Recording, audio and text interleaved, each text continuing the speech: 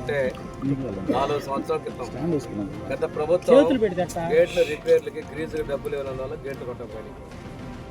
ఆ తర్వాత రిపేర్లు అన్నారు. మా నాయకుడు ప్రతిపక్ష నాయకుడికి వస్తూ ఉంటే ఆ రోజు హడావుడిగా వాటికి చాపర్లు పెట్టడం జరిగింది. ఏదో ఒక చేసి వదిలేశారు.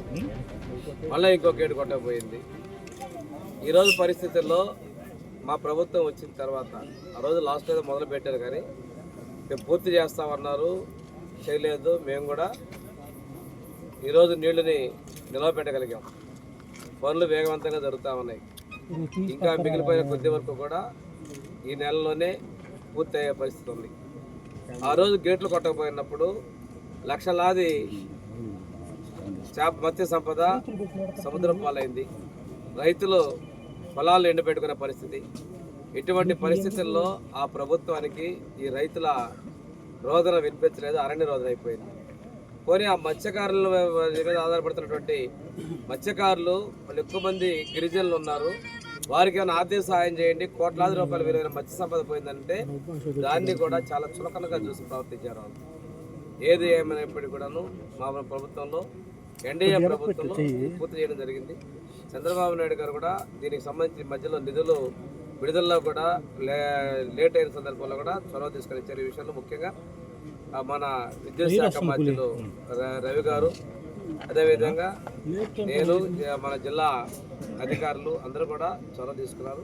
రవి గారు అయితే ఒక ప్రత్యేకంగా 1-2 సార్లు కూడా రివ్యూ కూడా దీనిలో తీసుకోవడం జరిగింది. ఏది ఏమైనప్పటికీ ఈ ప్రాంత ప్రజలకి మళ్ళీ నీళ్ళు నిలబెట్టాం. ఇది రిజర్వాయర్ మీద ఆధారపడి చేస్తున్నటువంటి మత్స్యకారులకి ఈరోజు 20,65,000 చేప పిల్లల్ని మనం ఈరోజు రిజర్వాయర్లో వదలటం చాలా సంతోషం.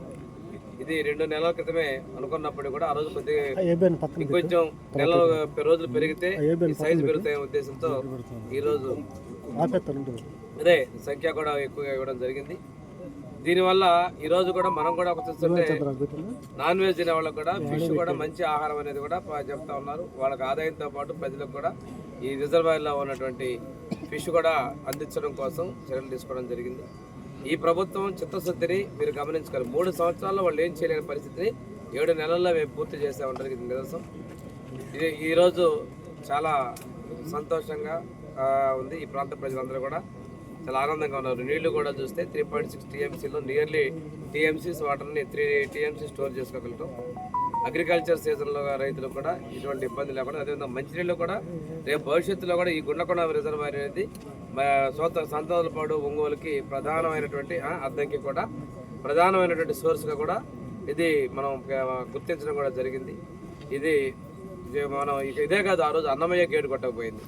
ఆ తర్వాత ఈ ప్రభుత్వం చిత్తశుద్ధికి అయితే తుంగభద్ర గేటు కొడితే ఆ రోజు నీళ్లు వదిలేయాలని చెప్పేసి పక్క రాష్ట్రంలో వాళ్ళంటే మన ప్రభుత్వం రాత్రి నుంచి కూడా క్యాబినెట్లో గ్రూప్లో డిస్కషన్ పెట్టారు. సీఎం గారు మన మంత్రులను పంపించారు. అక్కడ ఉన్నటువంటి ఆర్థిక మంత్రిని, ఇరిగేషన్ మినిస్టర్ని పంపించడమే కాకుండా గేట్ల నిపుణుడు కన్నయ్య గారిని తీసుకొచ్చి అది నీళ్లు వృధా కాకుండా కాపాడుతూ చేయడం జరిగింది. కన్నయ్య గారిని మనం ఈ రోజున దీనికి అడ్వైజర్గా తీసుకున్నాం. వాళ్ళేమో కన్నాలు వేసే వాళ్ళు అడ్వైజర్గా తీసుకున్నాం. మన కన్నయ్యని నీటి పారుదల రంగానికి అడ్వైజర్గా తీసుకున్నాం. ఈ ప్రభుత్వం ప్రజా సంక్షేమం, ముఖ్యంగా రైతులు, పేదల పట్ల ఉండడానికి నిదర్శనం ఈ ప్రాజెక్టుని మీకు తెలియజేసుకుని సెలవు తీసుకున్నాను.